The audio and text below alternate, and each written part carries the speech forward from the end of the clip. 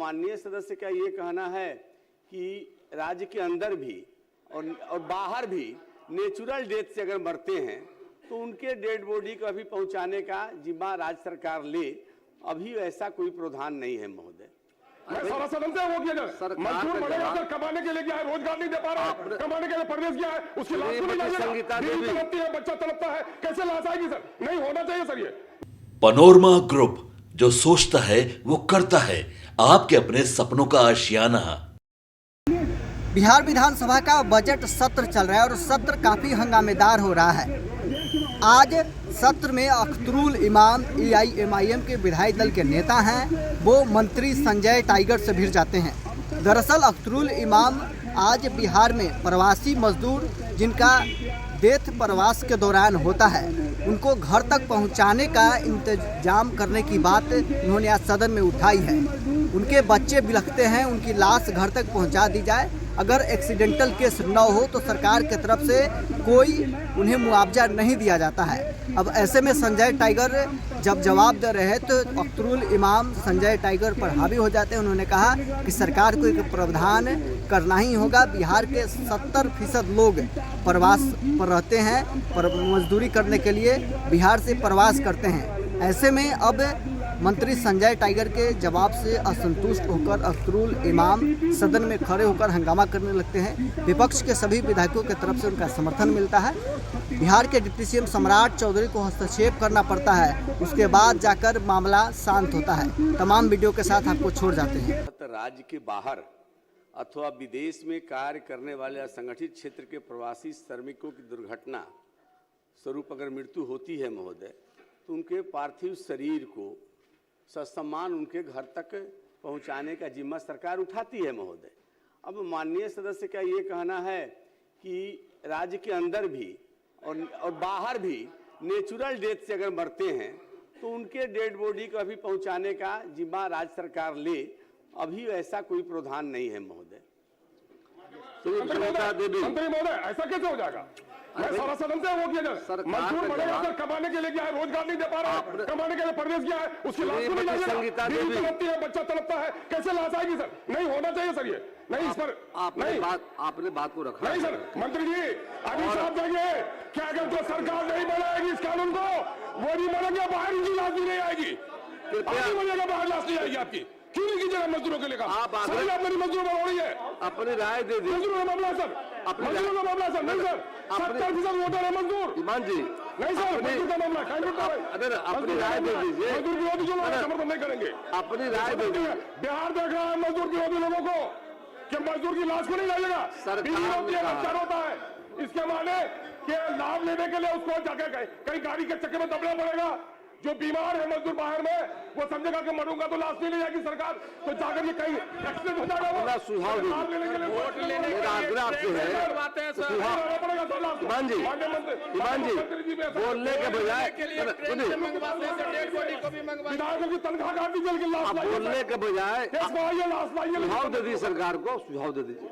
नहीं सर, क्या सुझाव क्या है? क्या सुझाव क्या आपका है? सुझाव क्या आपका? सुझाव दे दीजिए सर। विदेश में या अन्य प्रदेशों में जो मजदूर हमारे कमाने के लिए गए हैं, सरकार को वो मरे तो उनके नेचुरल केस में भी सर वोट के लिए का चर्चा किया। मैंने अभी मौजूदा क्या प्रावधान है उसका जिक्र किया, लेकिन भविष्य में इस पर विचार नहीं किया जा सकता ऐसा तो मैंने नहीं कहा महोदय। विचार करने की संभावना से इनकार नहीं किया जा सकता महोदय। सम्यक विचार करेंगे महोदय। श्रीमती संगीता देवी, सरकार विचार करेगी। कृपया बैठ जाइए। सरकार विचार करेगी। सरकार कैसे बोलेंगे बताइए? सरकार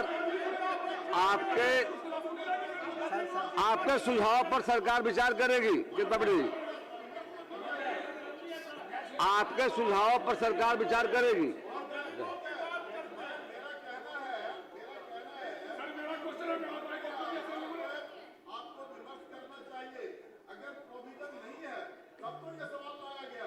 और प्रोविजन लाने के लिए लाया गया है, इसलिए सरकार से हम उम्मीद करते हैं, उनसे आग्रह करते हैं कि आप इसके लिए प्रोविजन बना दीजिए।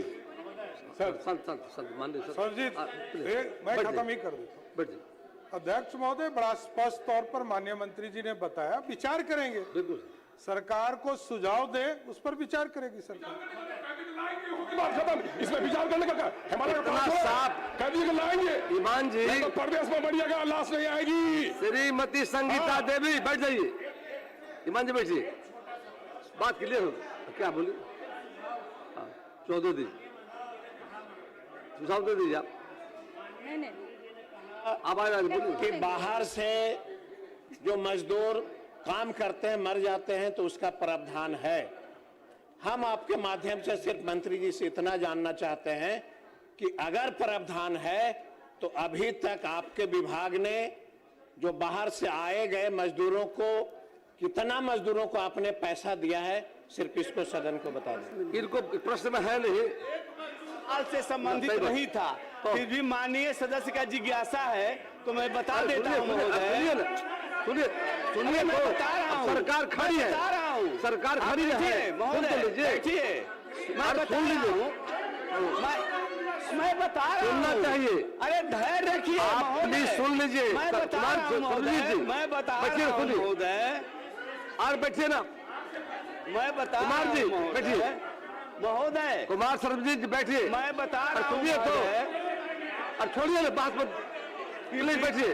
अरे उत्तर बता हाँ भाई, रहा हो हूं, गया। मैं बैठिए ना। चलिए, आप मान्य अब बता रहा हूं बैठिए। बता रहे हैं भैया, बता रहे, सुनिए दो। अध्यक्ष महोदय, बता दीजिए, शांति शांति। अध्यक्ष सुनिए। महोदय, वित्तीय वर्ष 2025-26 में अब तक 2,58,547 रुपया इस मद पे खर्च किया जा चुका है महोदय। और मेरे पास आंकड़ा भी है महोदय कि कौन कौन से प्रवासी मजदूर थे जिनको पहुंचाया गया। महोदय ये एक जो आपको अलग से स्वर्गीय संतोष कुमार मरांडी, मैं और बताता हूं महोदय, ये पिता लखन मरांडी, ग्राम पसोही, संथली टोला, थाना केनगर, जिला पूर्णिया के रहने वाले थे महोदय।